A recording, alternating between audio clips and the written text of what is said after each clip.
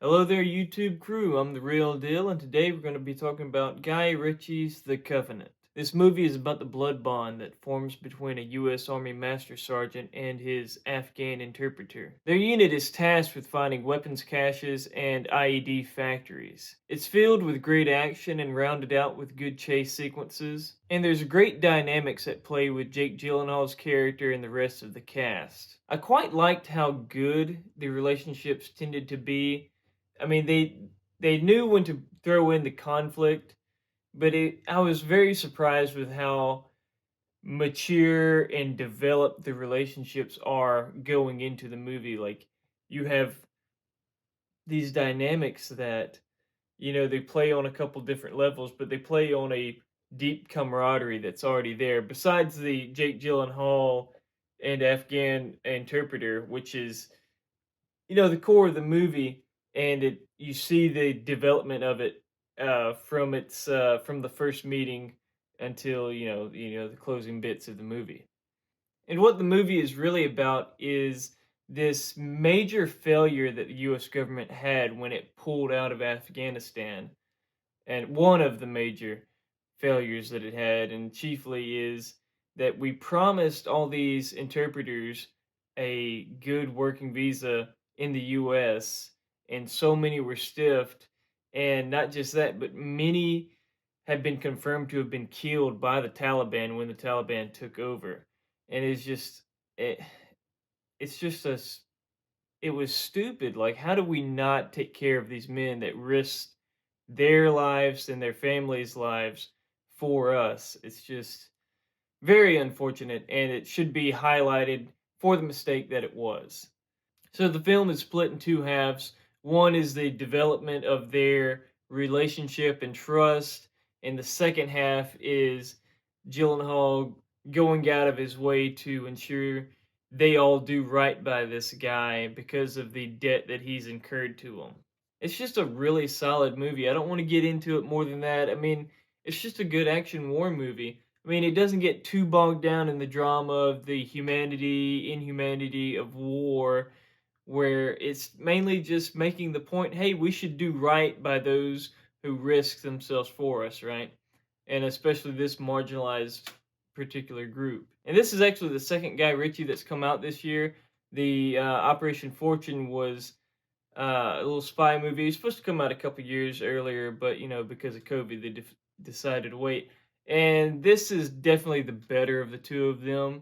Um, the former, it was mainly like it was fun and it had some good action beats. I don't think the cinematography was up to the typical Guy Ritchie standard, and I thought the narrative choice, they kind of messed up with how to use Josh Duhamel's character.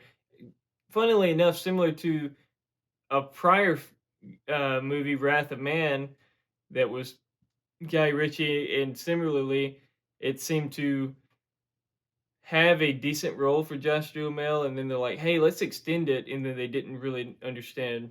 They didn't really know what to do with him at that point, and it just kind of like fizzled out to nothing. Whereas in that one, it they seemed like it had a strong. All right, this is how we can do it. But there's so many movies that have done the actor as a spy thing, so let's not dwell on it. And then that loss of perspective just loses. Well, why even do it in the first place? But I will say, when he comes to the bond he makes with Hugh Grant's character at the end of the movie, that final section they have together, uh, it was a highlight of the movie.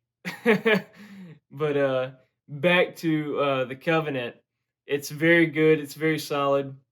I'm a big Guy Ritchie fan. I think the only Guy Ritchie movie I haven't seen is the I haven't seen the Aladdin because I try to watch as few of those live action Disney remakes as I can manage. And I think he made a movie with Madonna, who was his wife at the time. Those are the two I think I haven't seen. Maybe there's a third out there, but most of Guy Ritchie movies I've seen and I've loved. I think the Gerard Butler one is the weakest of his, criminal ensemble cast movies. The Gentleman was a great return to form. and Wrath of Man was, I think, a super solid action flick. It is one of my favorites that I've watched in the past couple of years. And this one, uh, I could go with not watching it again. It's something I could definitely just sit down with you and tell you in about 15 minutes. It could tell you the whole movie, no problem. It's it's very good. It's solid. It uses just enough of tropes to flesh things out and tell more story than economically tells a story. And then it's a good structure to it. But it kind of reminds me of Wind River. Now, Wind River is a movie I have super high regard for, but it kind of reminds me of River in that the whole purpose of Wind River was to highlight this disgrace of justice that is done in how the federal government manages uh, murder, murder and rape that occurs on Indian territory.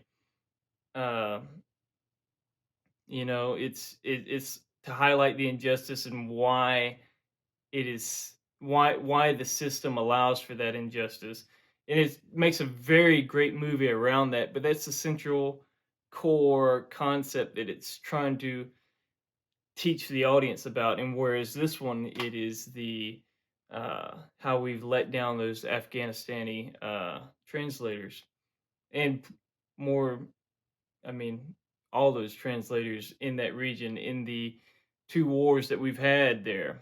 So if you like Guy Ritchie, or if you like war movies, or if you're interested in this type of story, you can definitely check it out in some theaters. It's not across in every theater, so you don't have to look at where you are, but it should come out into streaming in a couple months. I think it'll go to Amazon Prime. I'll check that. And well, I definitely recommend at least watching it once. It's definitely worth the watch. I'm the real deal. Thanks for watching. Goodbye.